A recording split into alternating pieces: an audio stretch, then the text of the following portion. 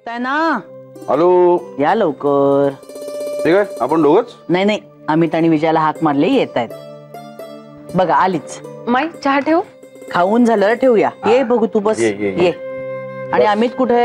Hello hello hello hello, ये लवकर. आज उशिरा जायचं ना, त्यामुळे जरा निवांत आहे. वा वा वा. काय केलंय? डोसे तुझे लाडके.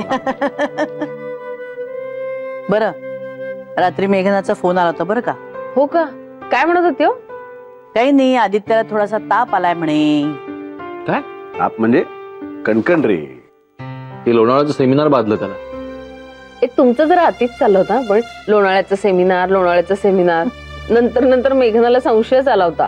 हो ग. पण काय औषध वगैरे घेतलं का त्यांनी? घेतलंय, पण कण्हेरी नको, हे नको, ते नको असं चाललंय. हीच तक्रार करायला मेघनाचा फोन आला होता. काय नाही, स्वतःचे मस्त लाड करून घेतोय. महा डॅम्बिस आहे तो, तुझ्यावर गेलाय तो. हो का? बरोबर. आज रात्री मी त्याला फोन करणारच आहे. चांगला कान पिळणार आहे मी त्याचा. राहू दे ग सुखाने त्यांना. कशाला हवा तुझा रिमोट कंट्रोल? नाही नाही नाही नाही, त्याच्या लक्षात राहिलंच पाहिजे की रिमोट कंट्रोल आहे, वापरला नाही तरी. काय रे बाबा. बरं ना, आपल्या मार्केटचं काम कुठपर्यंत आलंय? पुढच्या आठवड्यात ओपनिंग करू शकतो इतपत तयारी झालेली आहे. अरे वा, ग्रेट. बरं, तुमच्या वस्तूंचं कुठपर्यंत आलं? काही नाही, मी सामानाची ऑर्डर दिली आहे. सामान आलं की फटाफट रेडी. क्लास. मला काय वाटतं, एखादा शनिवार किंवा रविवार करूया. ही दोघं येऊ शकतील ना? हो, चालेल चालेल. बरं, मी काय म्हणतो, मी तुला मागे माझ्या सिनियर सिटीजन्सचं मेल करायला सांगितलं होतं, केलंस? सॉरी ना, विसरलो मी. आत्ता ताबडतोब मेल. काय रे, असं मेल करायला कसं विसरतोस तू? मग मी आज करतो, पण नक्की मेल करतो.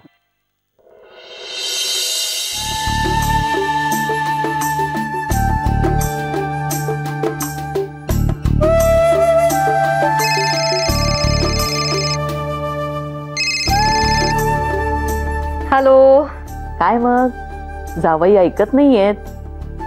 प्रॅक्टिकली ऐकत नाहीयेत. म्हणजे? अगं काय नाही ग, मला सरप्राईज द्यायच्या नादात खूप दगदग झाली आहे आणि ताई येते अंगावर. अगो बाई, काय झालं? अगं तसं विशेष काय नाही ग, थोडी कणकण आहे एवढंच. आणि गोळी दिली आहे मी, माईंशी बोलले, कण्हेरी दिली आहे, आता बरं वाटतंय. पण मग ऑफिसचं काय? आता एवढ्या हौसेने ट्रान्सफर घेतली आहे म्हणल्यानंतर ऑफिसला तर जावं लागणारच ना. पण तब्येत बरी आहे ना? हो ग, बरा आहे तो. काळजी करण्यासारखं काही नाहीये, रुटीन नॉर्मल आहे अगदी. तसं नाही ग, आता तुम्ही दोघंच तिथे राहताय म्हणून थोडी काळजी वाटणारच ना. पण मेघांना कसं वाटतंय आता? नाही म्हणजे स्वतंत्र संसार करण्याची मजाच वेगळी असते ना. हो खरंच गाई, मस्त वाटतंय. म्हणजे सवय नाहीये ना, त्यामुळे काहीतरी वेगळंच वाटतंय. विशेषतः कामाच्या बाबतीत. आपल्या घरी तू होतीस, इकडे माई विजयाताई होत्या, त्यामुळे जबाबदारी अशी कधी पडलीच नाही माझ्या अंगावर. माईंना पण तेच म्हटलं मी काल. आणि मुख्य म्हणजे अजून सामान लागलं नाहीये ना, त्यामुळे. नानांच्या मनात तेच होतं, स्वतंत्रपणे उभं राहण्याचा अनुभव तुम्हाला मिळावा ना, म्हणून इथून काही जास्ती दिलंही नाही आम्ही. ते आलं लक्षात, पण आता आमची तारांबळ उडाली आहे. बट फाईन, तुम्ही आल ना तेव्हा बघालच. बरं, बाकी तिकडे काय, बाबा काय म्हणतायत? अगं नानांनी ना आमचा एक मोठाच प्रश्न सोडवलाय. काय ग?